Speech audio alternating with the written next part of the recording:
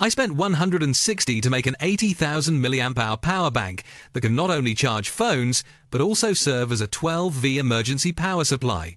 I added an expansion wheel on the side for easy battery level checking, and it supports up to 200W fast charging.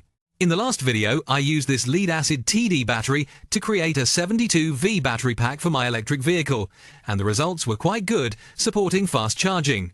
I plan to buy 4 more batteries to make a high-power version of the power bank, as these large cylindrical batteries have very low internal resistance.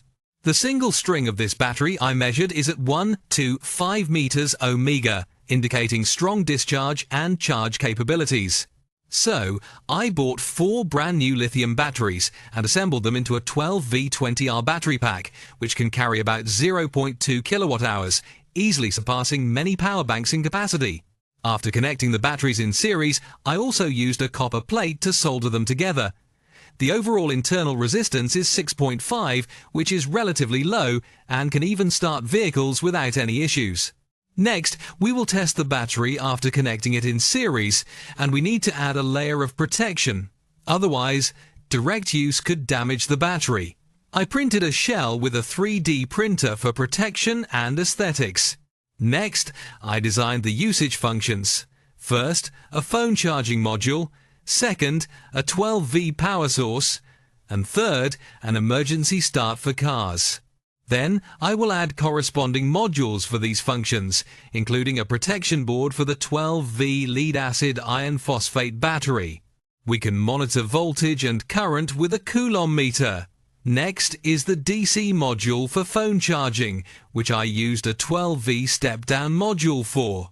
The remaining parts are some interfaces. I printed a new shell that fits all the components perfectly and designed many ventilation holes for effective heat dissipation for the step-down module, as it generates the most heat. The other parts include interfaces and switches, which can be directly installed on the battery for use. Finally, let me show you the finished product. In the front, there's a cooling fan and a Coulomb meter. On top are various charging interfaces, and I designed a self-locking button switch with a light. Once turned on, the Coulomb meter displays the current charging power. There are 2 12V outputs for external voltage. The XT60 connector is for emergency starting cars.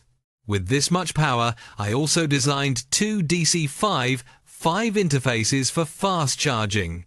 It can support up to 200W fast charging and can fully charge the power bank in just 1 hour. Next, let's test the actual capacity by connecting it to an outdoor 12V light, using it as an electronic load.